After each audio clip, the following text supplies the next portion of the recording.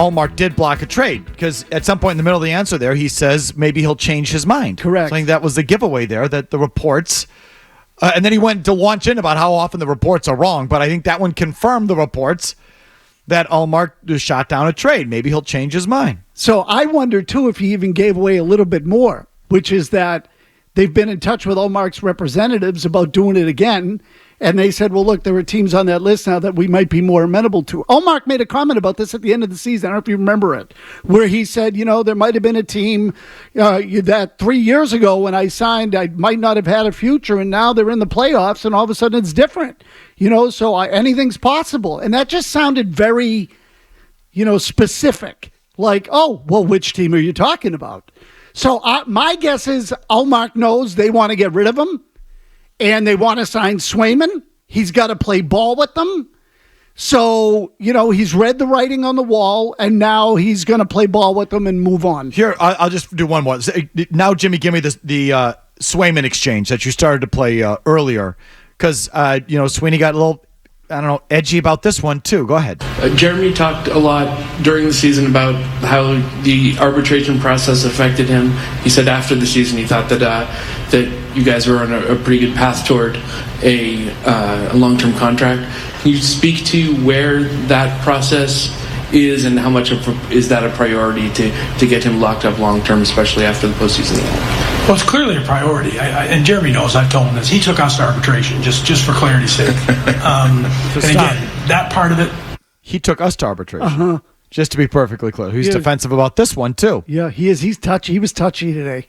He was touchy. And again, I would like to know, really, like at the core of it, about what? Yeah, good question. About what? About the fact that you could bounce in the second round? Is that what it is? Because you had to know going into the year that your team was vulnerable. Yes, Mark. I was just going to, personally, I would like to think that part of the defensiveness, and I know we were talking earlier about, it was Jacobs who talked about the coaching changes, is that the fact remains they fired a coach who the next year won the Stanley Cup. I'd like to think that they should be sensitive about that one. Yes, yeah. That factors in a little bit because that bothered me a little bit. Well, I think that defensiveness was, well, what do you mean we're not making changes? We changed the coach. Okay, but that's what I think that was really an answer to there. And I think, I don't know. I think Sweeney's probably chafed by the perception that the Bruins took their best goaltender to arbitration. No. He took us to arbitration. He wants you to know. And how are you going to afford both guys? Oh, well, thank you for negotiating for him, Todd. Right. Again, it's like, and the thing about, you guys make stuff up. And what are you fighting with the media for? You're there to talk about the state of the franchise. You're picking a fight with the media. He doesn't get it that bad. There's not many people who are after him. Fans are, certain fans are agitated with him, but it's like, I don't know what the sensitivity was from. You want to hear something that might surprise you?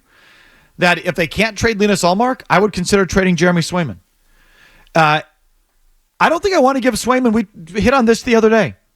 If the number's really 8 times 8, I think I'm out. No, I don't think I'm out. I'm out. I wouldn't sign him to that. The one thing I am consistent about, I don't want to pay too much for goalies. Especially with the track record you have here between freaking goalie Bob or whatever you do to get all these goalies one after the next contending and winning Vezinas. It's just a conveyor belt going back to effing Raycroft. I say that. I love Andrew, but you know what I mean? Like, since Asenza has been here, it's been from Raycroft to Thomas to Tuukka Rask to Linus Ullmark to Jeremy Swayman. Like, they got this kid Boosie in Providence. He's going to cost him nothing. Give him to goalie Bob and trade Swayman and get me some real players. I would do that. I'm first trading Ullmark. Make no mistake. But if they just can't get it done because Ullmark is so obsessed with the play dates that he gets his 2-year-olds and the soccer practice that he gets to go to and how great it is here for his family, I'm not paying both of them. So fine. I'll go with Ullmark. Bench his ass for Boosie at the end of next year and put that money to a real player, a top 4 D-man or a center. I'm not paying Jeremy Swayman that money. I'm not. They could get more dealing Swayman. Of course they could. By a lot. So, but I'd still rather I'd rather have him than Ullmark. And if Ullmark is 5 and if Swayman's 7, I'd rather have Swayman at 7 than Ullmark at 5. I don't know if I want him at 8 times 8. And what I really know is that I don't want to put all my money into the net. I want a team. And I want a good, young, cheap goalie is what I want. And that's my path. So listen, I'm not against that either. I think it's a shrewd sort of financial way to do it. But I don't think they will, because I think they're obsessed with regular season wins. They're obsessed with making the playoffs. And having two goalies, as we now know, fact, not opinion, does nothing for you in the postseason. Useless in the postseason. It's really valuable in the regular season. Mike, if they were to trade Swayman now, the PR hit would be freaking massive. Not from this guy. No, but I'm not talking about you. I'm talking about the fan base. If they trade Swayman and got real players in return, fine. As opposed to 8 times 8? No. What if it was firsts and seconds? Picks. Multiple firsts? Yeah, I'd do it. You bet. I would. They would get, their fan base would be out of their minds if they did that.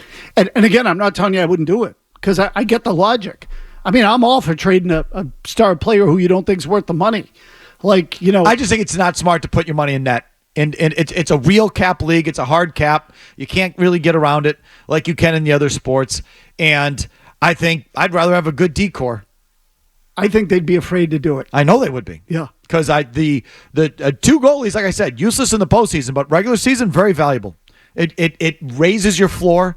It guarantees playoffs, guarantees playoff home dates, guarantees playoff home revenue, things of that nature. It doesn't do anything for you in the postseason. It's a regular season thing. If you like that clip, check out more videos from Felger and Mazz here. For more Bruins analysis and opinion, hit this playlist. And for all the latest from the Sports Hub, download the app at 985thesportshub.com.